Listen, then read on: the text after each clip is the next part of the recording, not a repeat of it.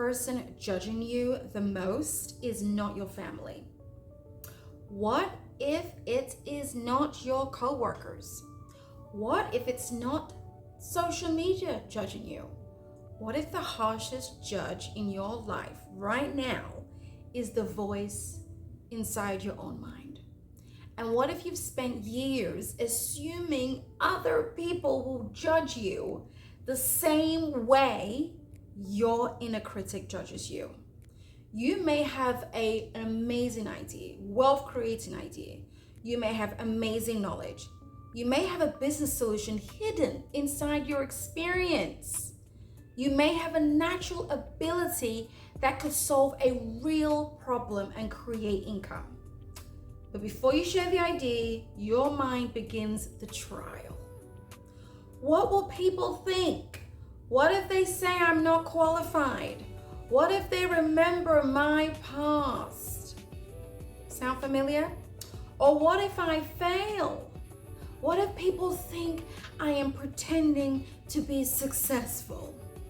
And before anyone says one negative word, you reject yourself first. You silence yourself. You delay yourself. Not everybody else. You. You hide the idea. Then you call it waiting for the right time. But what if you are not waiting for the right time, my friends? What if that's not what it is? What if you are waiting to become immune to judgment? And if that is the requirement, you may wait forever. Because the truth is, friends, this is the truth. You are not only afraid that people will judge you, you may be afraid that they will confirm the judgment you already carry about yourself. So, if you want to find out more about that, your inner critic blocking your blessings and your wealth, stay tuned for this episode. My channel, my name is Dr. Sarah, and in this video that I'm so happy you're joining me with, we are going to diagnose our inner critic that is stopping our wealth. So, your inner critic may be projecting its inner voice on other people. Have you thought about that? Psychologically, we sometimes assume other people are thinking about us far more than they actually are. We imagine the comments. We predict the criticism. We even create an entire conversation in our minds. Yep. We picture people laughing. We imagine family members saying something like, who does she think she is? But many people are not thinking about you as much as you believe, my friends. No. They are thinking about themselves. Yes, hello, they're thinking about themselves.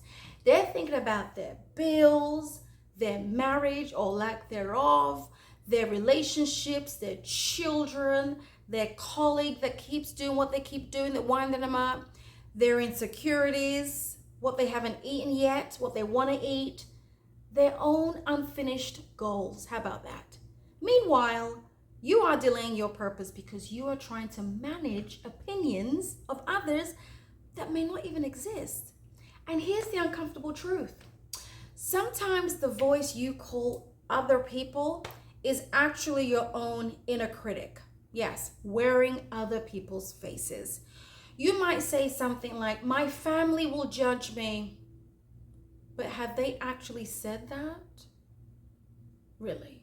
Or are you using your family as the voice of your own fear? Think about that. You say, people will think I'm too old to start, or something like that, or maybe even too young.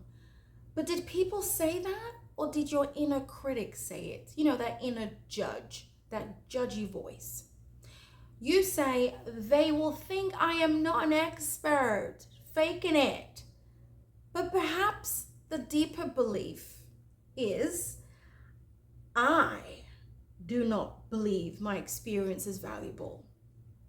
You see, your inner critic may predict rejection because it believes rejection is safer when you expect it. See, if you reject yourself first, You may think you can avoid the pain of being rejected by someone else. This is deep psychological warfare within. But self-rejection does not protect your potential, by the way. It prevents your potential from being tested. And we need your potential for being tested and not be protected and caged in. So, what are you trying to hide? You that wants to be a multimillionaire and be of value to the marketplace? I want you to ask yourself a serious question. Why are you trying so hard to hide from other people that you just can't move forward? Is it that because you failed before, you don't want to know your success story? Is it that your life did not go according to your plan? Is it a financial mistake that you made that you don't want exposed if you get out there too much, be too successful? Is it a divorce you had? A career setback? A season when you lost confidence? A business that did not work out? A decision you regret? And then you ask yourself something like, do you believe you are the only person who has experienced that?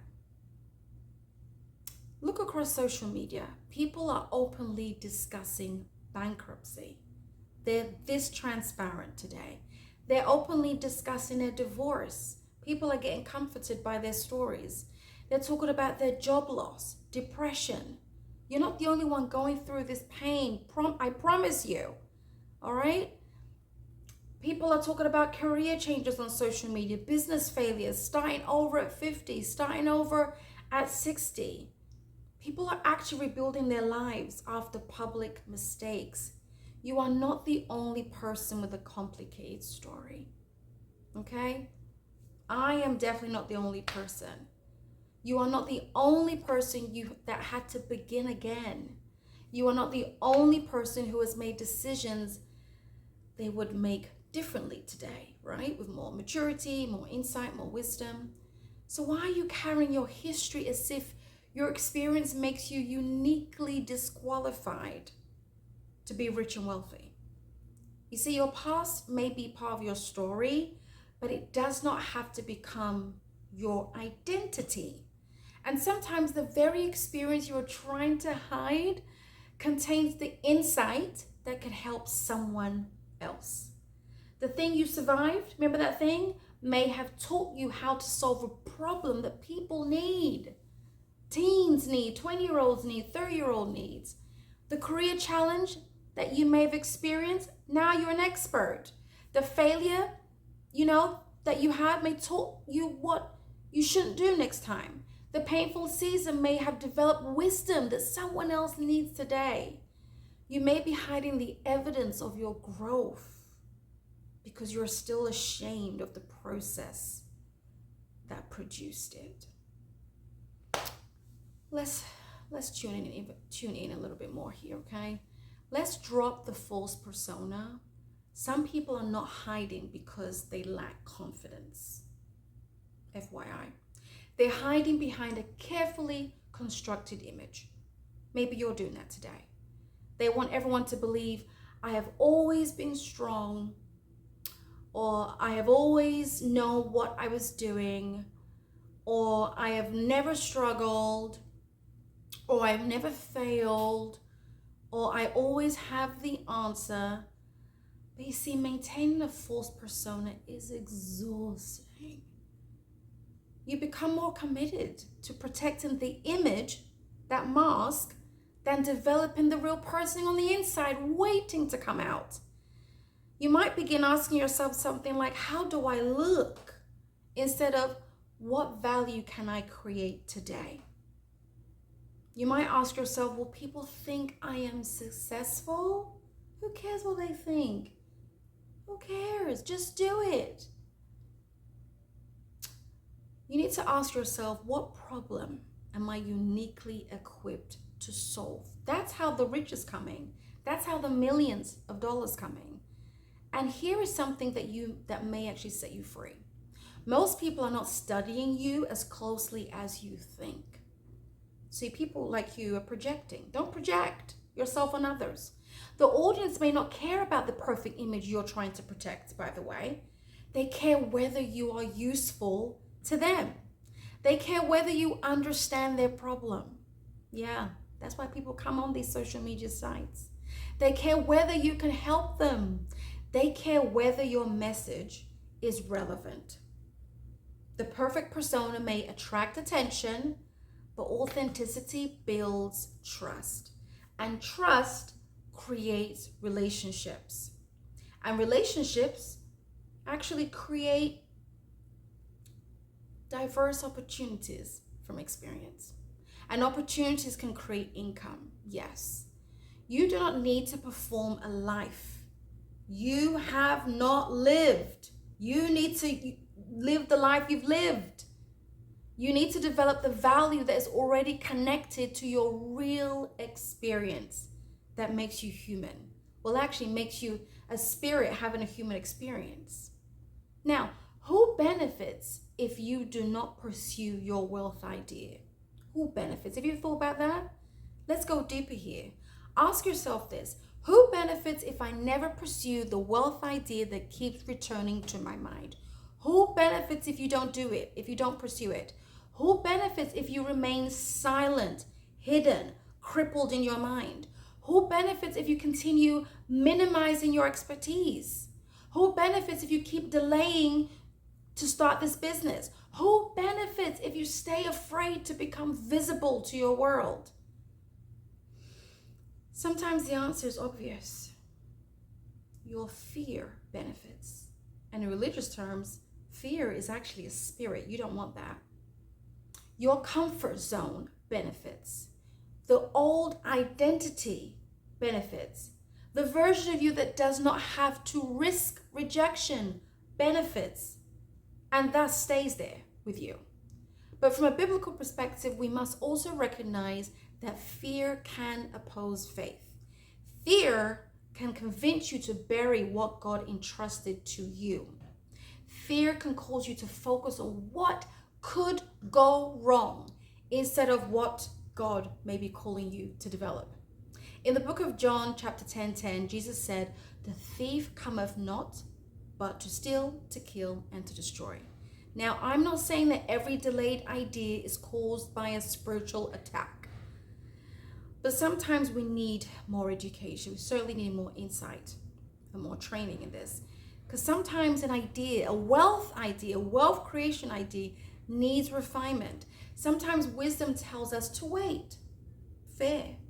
But we should examine whether fear is stealing our willingness to act. Is fear destroying your confidence? Is shame killing your creativity? Is self-condemnation causing you to bury your gifts? Because you see, the enemy does not always need to take your gift. Sometimes all that is necessary is for you to become afraid to use it. That is a subtle way the unseen enemy works. Now, let's flip the script here. Who benefits if you succeed? Yes? Who benefits if you succeed? Now, who benefits if you align with your wealth idea that is connected to your gifts? Well, your family may benefit. Your community may benefit. The people who need your knowledge may benefit. Your future employees may benefit. Hello. Your customers may benefit, your future customers. Other women and men in your life may benefit because they see what is possible in your life. Your success may create opportunities beyond you. You can't predict the future. Your wealth may allow you to give, invest, employ, mentor, build, and support, and sponsor. Wealth is not only about what you can purchase, my friends. It can be about what you can create in this world. It can be about the problems you can solve that others can't. It can be about the people you can empower through your resources. And from a biblical perspective, Deuteronomy chapter 8, verse 18 says, "It is He, this God, that gives you power to get wealth." Not just the word power. Power can include capacity. It can include giving you ability, giving you wisdom, giving you skill sets, giving you creativity, giving you discipline, giving you the right relationships, giving you these inspired ideas. You're like, where did this come from? This doesn't feel like me. But it's you. It's the future you. You see, the ability to recognize an opportunity and develop it is responsibility. Perhaps the wealth-making idea is not something completely foreign to you. Perhaps it is connected to something you already do naturally. So don't be afraid of this idea. Maybe, let's think about this. What type of things do people ask you for advice? That is the area that you could focus on in terms of problem solving and can get paid for it. Maybe you organize chaos. Maybe people come to you for advice. Maybe you understand people very well. Maybe you teach complicated information in a simple way. Maybe you see patterns that others miss. Maybe your life experience gives you insight into problems that people are willing to pay to solve. See, your wealth idea may not be hidden in a place you have never looked before. It may be hidden inside what you repeatedly dismissed, right? As something like, oh, that's just something I do. And that's what often happens when people are stuck to know what to do next. Their gift, their talents that they receive naturally from the Almighty, they just dismiss it like it's nothing. But that gift or gifts are profitable. So now let's interrogate your belief systems and imaginations, okay? In the book of 2 Corinthians chapter 10, verse 5, it tells us, cast down imaginations and every high thing that exalts itself against the knowledge of God. But see, what are these imaginations? Sometimes an imagination is a mental picture you have created without evidence. You imagine people rejecting you. Stop it. You imagine your business failing. You imagine being embarrassed. You imagine nobody's supporting you. You imagine that you are too old. You've got to use your imagination wisely. Some of you imagine that you are too late to join. And then you begin living as though the imagined future that you create in your mind is already a fact. But I challenge you to ask yourself this. What evidence supports this belief from your negative imagination of yourself? Okay? Ask yourself, am I actually unqualified or do I need additional training?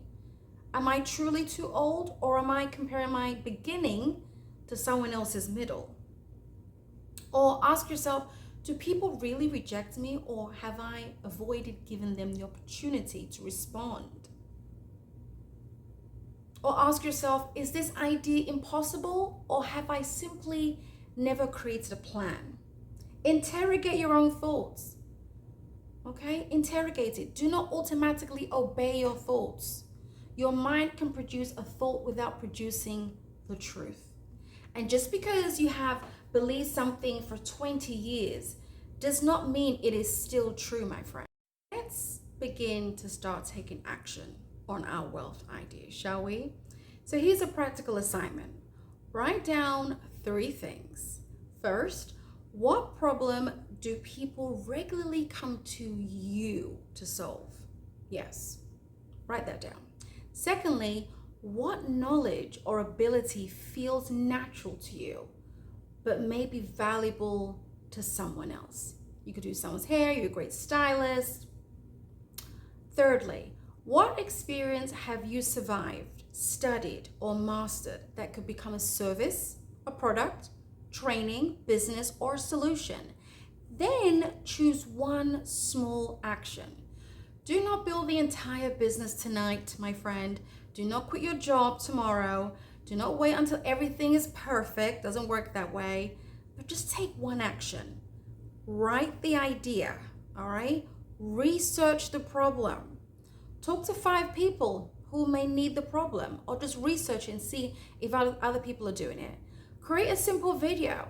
Offer a small service. Teach one lesson. Take one concept. Because you see, action gives you information that overthinking cannot provide you, my friend. You do not need complete confidence before you begin. Trust me.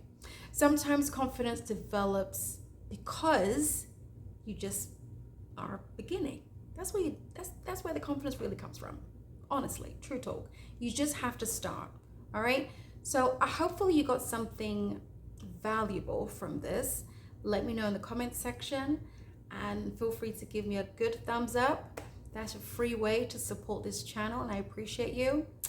And I hope you really understood that the block to your wealth is your own inner voice, that judge. And many of us have been programmed, yes, along the way to judge ourselves, but be mindful what that voice sounds like. And if you struggle with this judgy voice, understand that this is the reason that you haven't moved forward. Not the external resources or lack thereof, not because there's people that's not helping you, because you're not helping yourself. Your own voice has been hindering you. So start by acknowledging that judgy voice. Talk to it with kindness, that it's time to go, that you're a new version, you've updated yourself, you're not making those past mistakes anymore. You've learned a lot, and you can be a generational breaker. Yes, you can. And just talk to yourself the way you wish you were talked to. It starts there. Anyway, I'm gonna go. Before you head out, give me a thumbs up, much appreciated, and stay tuned for the next video, because we need to make our monies, our inherited wealth, but we need to reprogram this mind. See you next time. Bye.